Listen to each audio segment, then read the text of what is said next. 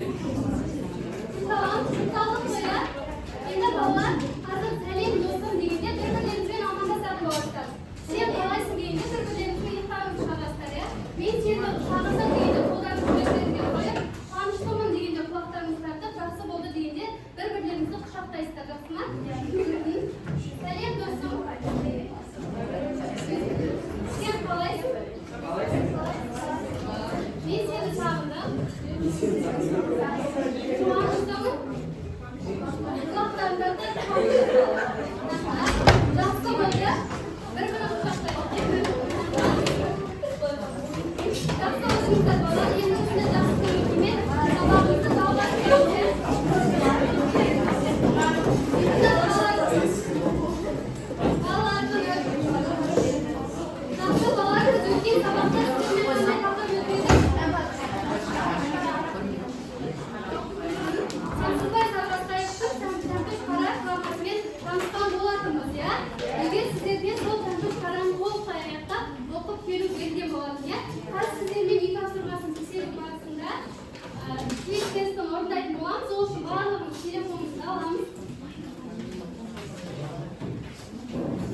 Telefonumuzu alamiz ya.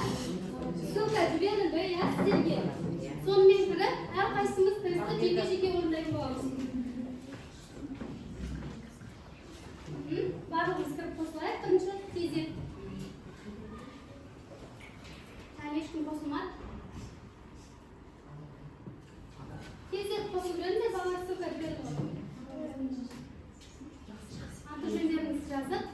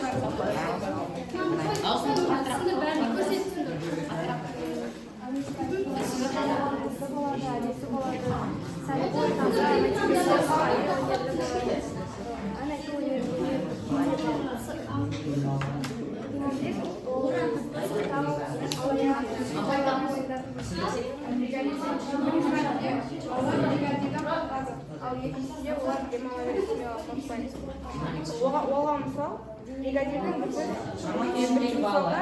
бригадирдің біздің қалауы қиын. Сол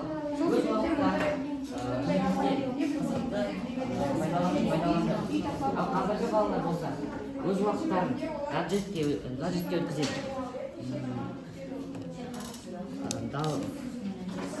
Дала ойындарына қызығады. Алайда олар ұқсастығына келетін болса, екі заманның балаларының да өз қызығушылықтары бар. Екі заманында балалары ізденімпаз болып келеді.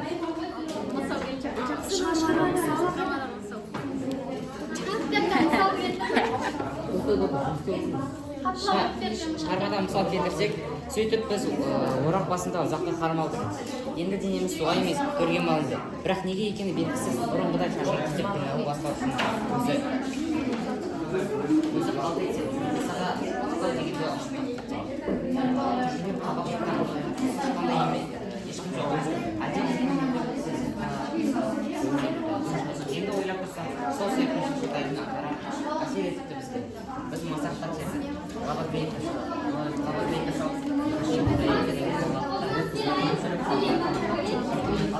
Енді түсіндірмеген басқа тоқтар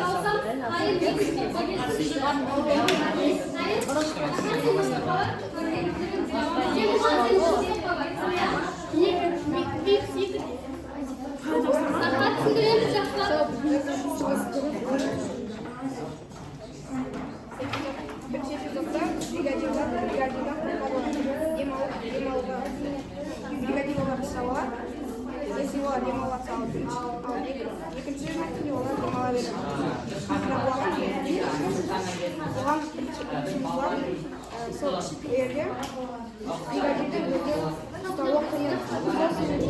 Мұндай науқан кезде біздер бригадирді көзіне түспей үй тастап қаламыз. Демалу асырады. Осы екінші мәтіннің соңында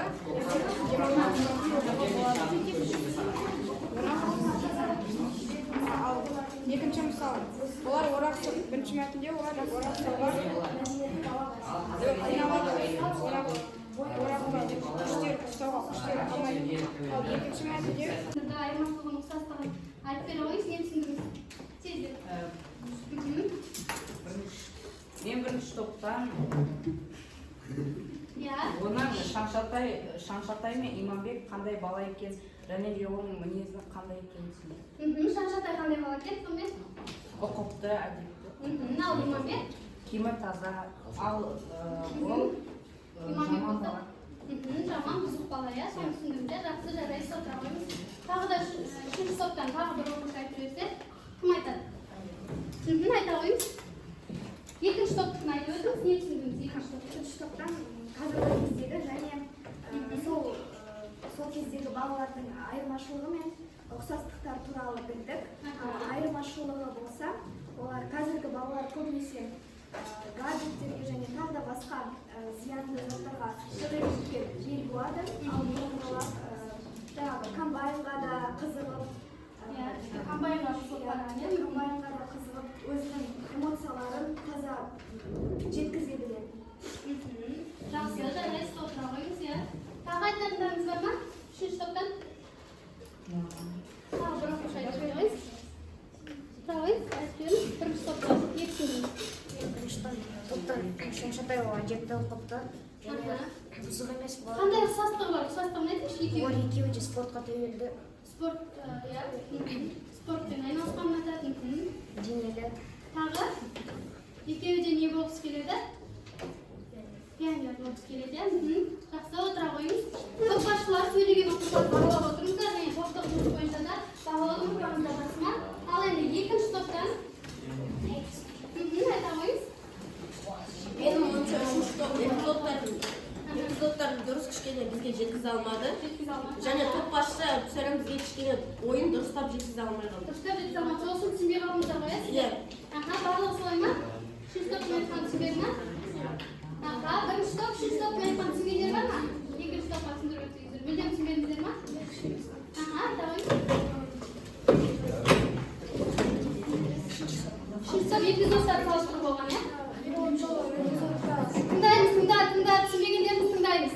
Екі эпизодта түсіндірді, бірақ кішкене абсолютно ой-ойын жеткізе алмады. Бірақ ол кішкентай ғана мысалы ол бірінші эпизодта мысалы орақты ұстай алмады деді. Екінші эпизодта ол орақты көтере алды дегенді айтқан. Жақсы, балалар, ол жерде мынандай эпизод берілген болатын. Бірінші эпизодта ол балалардың Шаңшатай келмей тұрғандағы өмірлері, командирден қашып, қырман басына бармай, мүлдем жұмыс істегілері келмей, жай ғана ойынның артынан жүрген балалар берілген болса, екінші эпизодта болса Шаңшатай келгеннен кейінгі балалар өмірінің қалай өзгергендігі, қырман басына барып, сондай еңбектеніп, терлерін төгіп, бірақ соның өзінде де шаршамай оларға сол жұмыстың қызық болғандығы туралы айтылған. Сонда бір ғана бала келіп, ауылдың балаларының өмірін қалай жақсы жағына өзгерткендігі туралы айтылған. Және де олар бұрын тек қана ойын ойнап қызық қылып жүрген болса, Шаңшатай келгелі қырман басына үлкендерге көмектесіп, одан қалса кешкісін барлығы жиналып, кітап оқып, әңгіме айтып, пионер болғылары келіп, барлығы жақсы жағына өзгергендігі туралы айтылған. Түсінікті ғой, иә, енді үшінші топтың айтқаны, иә? Тағы екінші топтан бірінші топ не айтты, айта кетсеңіздер? Кім айтады? Бірінші топтың Иманбек пен Шаңшатай салыстыру. Айта қойыңыз.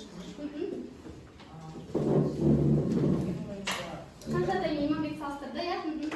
Шаншатай ол бірінші топ өз ойын толықтай жеткізді, және дұрыс жеткізді. Шаншатай ол ұқыпты, таза бала, ал Иманбек оған қарама-қарсы бұзық және тәрбиесіз бала. Бұзық бала десек те келеді. Ең соңында Иманбек не істейді? Сөйледі, шығарманың соңында. Бірінші топ айта кетсеңіздер. Аха, айта қойың. Менің ойымша екінші топ өзінің ойын жақсы жеткізді.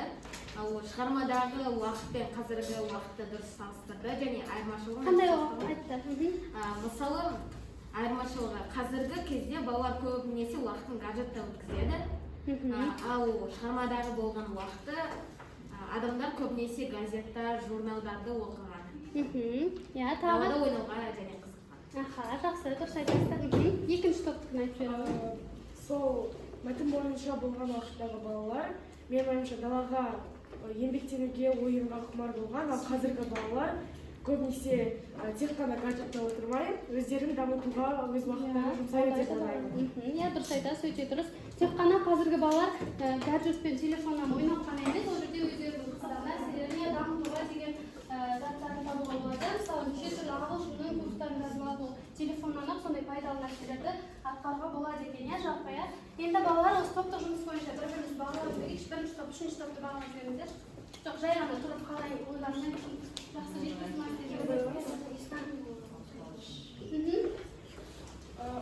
қандай баға бересіз? Жақсы ма?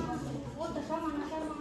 Мен 4 балл беретін едім, себебі олар эпизодтардың барлығын жақсы салыстырып, ойларды тұжырымдай алды, бірақ оны бізге толығымен жеткізе алмады. Ойларын жеткізе алмады, иә? Екінші топ, бірінші топты бағалап жіберіңіз. Бірінші топты. Мен Ритамен толық келісемін, олар ойларды... Жоқ, бірінші топты бағалап жіберіңіз. Бірінші топ бізге ойларын жақсы жеткізді және оны дұрыс сөзбен бізге алып келді. Біз бірінші топ арқылы Шаншатай мен Иманбектің айырмасын білдік. Мен ол бірінші топқа мен жоғары баға қойып жүрмін. Жақсы деген баға қоясыз, иә? Дұрыс. Иә, енді екінші топты бағалап жіберіңіз. Мен екінші топты былай бағалап жүрмін, өйткені олар қазіргі балалар туралы айтып өткенде, мысалы, көбінесе гаджеттан тәуелді және басқа зиянды нәрселерден тәуелді деп айтты, иә. Бірақ ол жаңағы іңкәр айтып өткендей, гаджеттерден тек қана олар ойын құмар іздемей, көбісі өзін жетілдіруге, дамытуға жолдар іздейді, интернетте жаңағы көбінесе жұмыстарды, хобби, дамыту жолында жолдар іздейді. Сондықтан оларға жақсы деген баға қоюшы едім. Өйткені сол жер кішкене дұрыс емес деп ойлаймын. Жақсы, жарайды, отыра қойыңыздар. Ал енді топ басшылары өздеріңізді топ ішінде 6 балмен бағалап отырыңыздар, жақсы ма? Топ ішіндегі оқушыларды. Енді балалар қазір дәптерлеріңізге жазылым тапсырмасын орындайтын боламыз. Барлығымыз жеке жазып, ой бұлшасына жазып өтіңіздер, жақсы ма? Бәріміз дәптерімізді ашып, жеке жұмыс жасаймыз. Жеке өз ойымызды жазамыз. 3 минут уақыт берем, балалар. Тездетіп орындай қойыңыздар. 3 минут уақыт берем, балалар.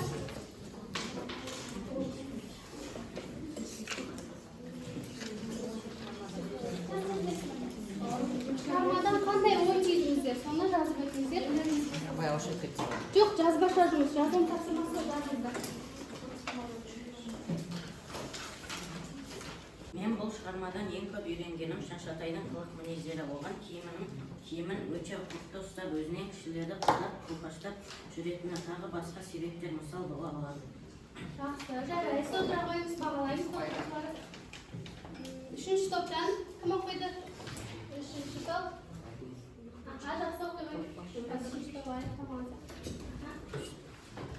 Менің ойымша шығармадағы балалар еңбекке үлкендерге көмек беруді, бос уақытын көп жұмсамай, егер жаман мінездері болса, одан арылуға тырысу керек деп ойлаймын. Оған қоса басқа балалардың да оларын жақсартуға тырысу керек деп ойлаймын. Өте жақсы, айтасыз. Амина оқысыншы, Амина. Амина жаппас. Танып қыз Амина. Бұл балалардың өмірі қызығушылығы, олардың әр сәті, әр достарымен өткізген әр сәті, әр қызығушылығы күнделігінің күндерінің сәттері, олардың тәрбиелері, ойындары. Жақсы, жарайсыз отырамыз. Топташылар бағалап отырыңыздар. Еркебұлан, Сембек Еркебұлан. Менің ойымша, осы повестте автор сол заман балаларының өмірін жақсы көрсете алды. Бұл оқиға мен үшін өте қызық болды.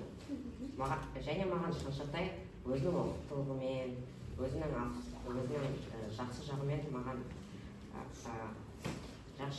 маған үлгі көрсетті. Және Иманбек маған ұнамады. Кейіпкер ретінде қатты ұнамады. Ол өте жаман адам. Осы шығармада өзіңізді қай кейіпкерге ұқсататын едіңіз? Менің ойымша, мен бір жағымен Шаншатайға келетін едім. Бірақ мен ондай Шаншатай сияқты оқытты емеспін. Және мен жалқау адаммын. Олармен не істеу керек? Күресу керек па? Иә. Жақсы, күресу керек. Ануар. Бітпедім? Аяқтаңыз. Айбар. Неге аяқтамадың? Жазғанды орнынан тұршы Айбар. Шығармадан не түсіндіңіз жалпы? Бұл мәтінде бізді автор еңбек рухқа және бос уақытыңды тиімді өткізуге және өзіңнен бөлек басқаларды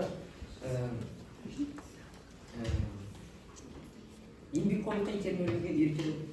Еңбекқорлыққа үйрететін түсінген екен сияқты жалпы. Жақсы. Айта қойыңыз. Мені шығарма кішкентай заттардан болсын таңғалуға, ой орманға жетуге, әрдайым мекенге көмек, кішіге зер көрсетуге итермеледі. Жақсы, өте жақсы, жарайсыз. Тағы бізде Айдана оқыды. Себебі туралы айтылады. Бұл уақытта ауылдағы балалар тек ойнап, күндегі жұмыспен өспейді. Ал Шаншатай болса балаларды дұрыс жолға шақырып өтеді. Осы оқиғамен автор бізді ертедей онлайн күзетпен айналысып уақытты басқа жерлерге итермелейді. Жақсы жаққа балаларды жақшаға баулу еді. Өйткені Шаншатай ауылға келіп балалардың мінез-құлқын өзгертті және балаларды тек жақсы іс жасауға шақырды. Ал бірақ шығарма басында балалар ойын құмар болады. Оны бірақ жаман қылықтарды не істеуге болады екен? Жеңуге, өзгертуге болады екен, иә? Абдусалям. Маған Шаншатайдың оқытылуы және басқа балалармен жақсы қарым-қатынаста болуы қатты ұнады. Және маған да осылай болу қажет деп ойлаймын.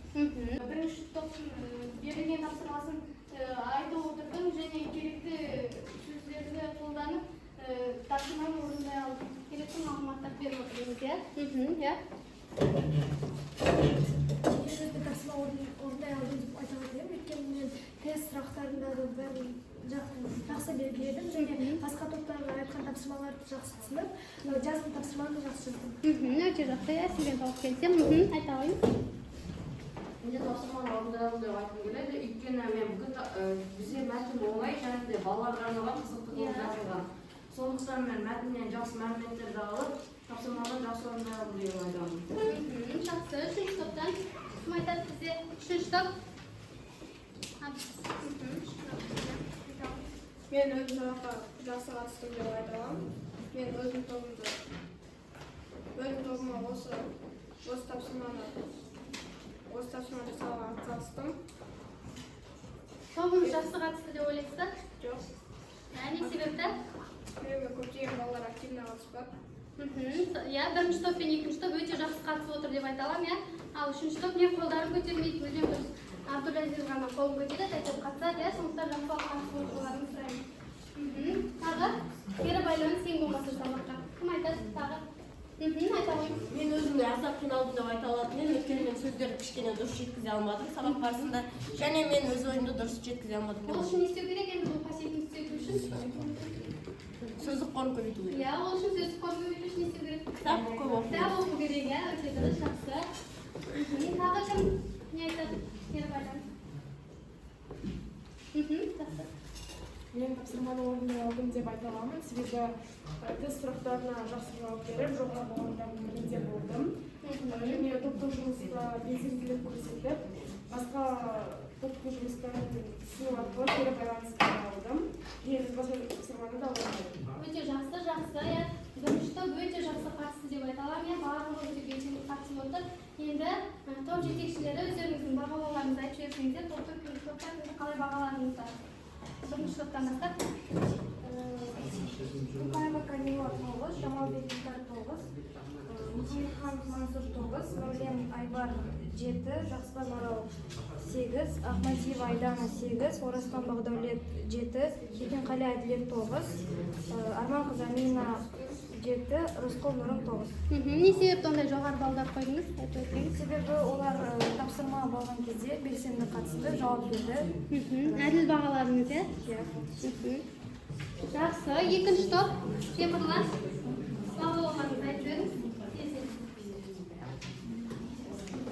Қалай бағаладыңыз? Қанатұлы 8, Қабілет Дәулет 8, Мұратова Айзере 8, Айдос Айолы 9, Сейтхан Зайрасыл 9, Сұраншы Ануар 8, Мәжит Бақыткелді 9, Ахметбай Шұғыла 8, Несіпбекұлы Бексұлтан 8, Сембегет Болған 9. Не себепті жоғары балдар қойдыңыз?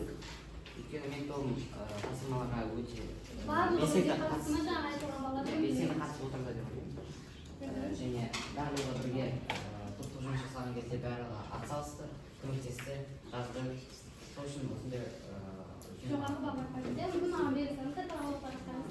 Енді үшінші топ.